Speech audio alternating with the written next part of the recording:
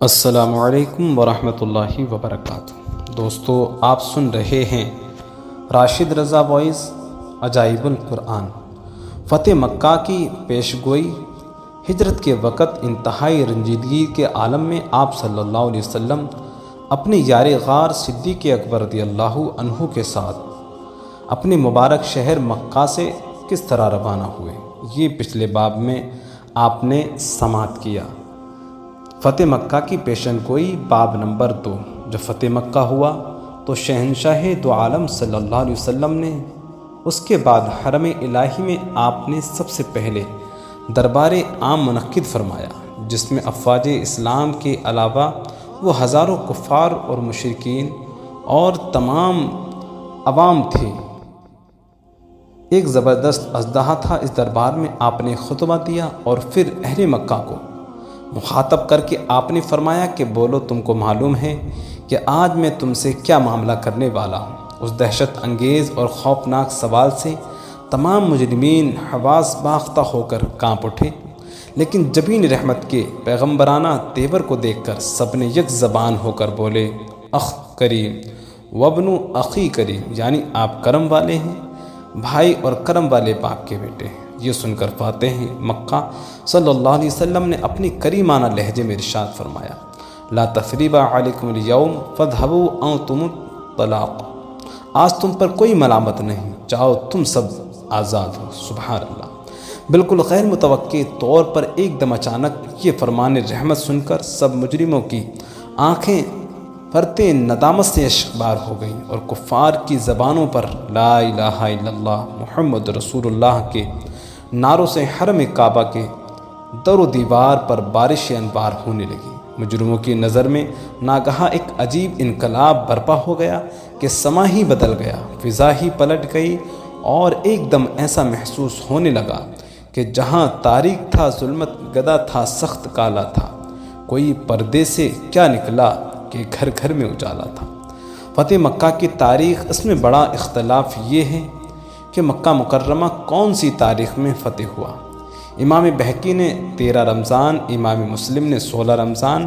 اور امام احمد نے 18 رمضان بتایا، مگر محمد بن اسحاق نے اپنے مشائخ کی ایک جماعت سے روایت کرتے ہوئے فرمایا کہ 20 رمضان کو مکہ فتح ہوا، واللہ تعالی عالم۔ فتح مکہ کی پیشن گوئیاں اور بشارتیں قرآن کریم کی چند آیتوں میں مذکور ہیں، ان میں سے سورہ نصر بھی ہے۔ چنانچہ خداوند کریم نے ارشاد فرمایا، اذا جاء نصر اللہ والفتح ورأیت الناس يدخلون فی دین اللہ افواجا فسبح بحمد ربک واستغفر انہ کان توابا۔ جب اللہ کی مدد اور فتح آئے اور لوگوں کو تم دیکھو کہ اللہ کے دین میں فوج اور در فوج داخل ہوتے ہیں، تو اپنے رب کی ثنا کرتے ہوئے اس کی پاکی بولو اور اس سے بخشش چاہو، بے شک وہ بہت توبہ قبول کرنے والا ہے۔ فتح مکہ کے واقعے سے یہ سبق ملتا ہے کہ حضور رحمت عالم صلی اللہ علیہ وسلم نے اس موقع پر عفو، درگزر اور رحم و کرم کا جو اعلان و اظہار فرمایا، تاریخ عالم میں کسی فاتح کی زندگی میں اس کی مثال نہیں مل سکتی۔ غور فرمائیے کہ اشرف قریش کے ان ظالموں اور جفا کاروں میں وہ لوگ بھی تھے جو بارہا آپ صلی اللہ علیہ وسلم پر پتھر کی بارش کر چکے تھے، وہ خونخوار بھی تھے جنہوں نے بارہا آپ صلی اللہ علیہ وسلم پر قاتلانہ حملے کیے تھے، وہ بے رحم بے درد بھی تھے جنہوں نے آپ صلی اللہ علیہ وسلم کے دندان مبارک کو شہید اور آپ صلی اللہ علیہ وسلم کے چہرے انور کو لہو لہان کر ڈالا تھا، وہ اوباش بھی تھے جو برسہ برس تک اپنی بہتان تراشیوں اور شرمناک گالیوں سے آپ کے قلب مبارک کو زخمی کر چکے تھے، وہ صفاق اور درندہ صفت بھی تھے جو آپ کے گلے میں چادر کا پھندہ ڈال کر آپ کا گلا کھوڑ چکے تھے، وہ ظلم و ستم کے مجسمے اور پاپ کے پتلے بھی تھے جنہوں نے آپ کی صاحبزادی حضرت زینب رضی اللہ عنہا کو نیزہ مار کر اونٹ سے گرا دیا تھا اور ان کا حمل ساکت ہو گیا تھا، وہ جفا کاروں خونخوار بھی تھے جن کے جارحانہ حملوں اور ظالمانہ یلغار سے بار بار مدینے کے در و دیوار ہل چکے تھے، وہ ستمگر بھی تھے جنہوں نے آپ کے پیارے چچا حضرت حمزہ کو قتل کیا اور ناک کو کاٹنے والے لوگ تھے، ان کی آنکھیں پھوڑنے والے، ان کے جگر چبانے والے بھی اس مجمع میں موجود تھے۔ وہ بے رحم بھی تھے جنہوں نے شمع نبوت کے جانثار پروانوں حضرت بلال، حضرت صہیب، حضرت عمار،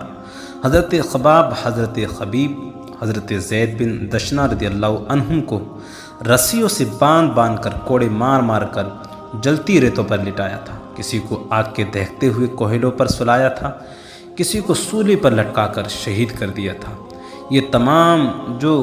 جفا اور ظلم و ستم گاری کے پیکر، جن کے جسم کے رونگٹے اور بدن کے بال بال ظلم و عدوان اور سرکشی و طغیان کوئی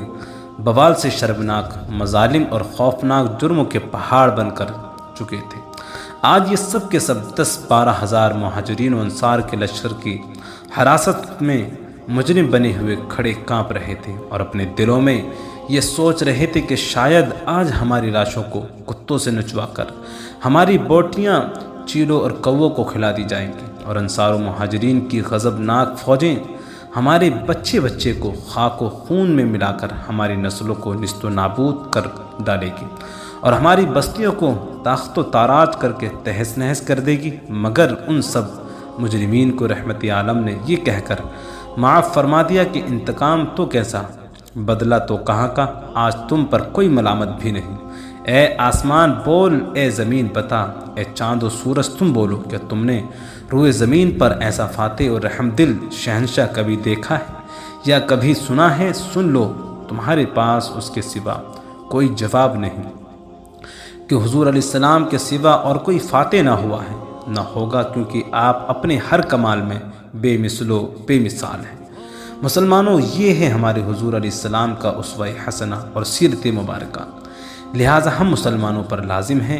کہ اپنے پیارے رسول کے اسوہ حسنہ اور سیرت مقدسہ پر عمل کرتے ہوئے اپنے دشمنوں سے بدلہ اور انتقام لینے کا جذبہ اپنے دل سے نکال کر اپنے دشمنوں کو درگزر کرنے اور معاف کرنے کی کوشش کریں، کیونکہ لوگوں کو تقصیرات اور خطاؤں کو معاف کر دینا یہ ہمارے حضور صلی اللہ علیہ وسلم کی سنت بھی ہے، اور یہی امت کے لیے حضور کی تعلیم بھی ہے، جیسا کہ آپ گزشتہ صفحات میں آپ نے پڑھا ہے اور سنا ہے، یعنی جو تم سے تعلق کاٹے تم اس سے میل ملاپ رکھو، اور جو تم پر ظلم کرے اس کو معاف کر دیا کرو، اور جو تمہارے ساتھ بدسلوکی کرے تم اس کے ساتھ احسان اور اچھا سلوک کرو۔ اور قرآن مجید میں بھی عفو، تفسیر اور دشمنوں سے درگزر کر دینے والوں کے بڑے بڑے درجات و مراتب بیان کیے گئے ہیں۔ ارشاد باری تعالیٰ ہے وَالْعَافِينَ عَنِ النَّاسِ، یعنی لوگوں کی خطاؤں کو معاف کر دینے والے اللہ کے محبوب بندے ہیں اور بڑے درجات والے ہیں۔ خدا بند کریم ہر مسلمان کو رسول اللہ کی اسوہ حسنہ اور سیرت مبارک پر عمل کرنے کی توفیق عطا فرمائے۔ تو دوستو، یہ باب اگر آپ کو پسند آیا تو ہمارے چینل کو سبسکرائب کر کے بیل آئیکن کو ضرور دبا دیں۔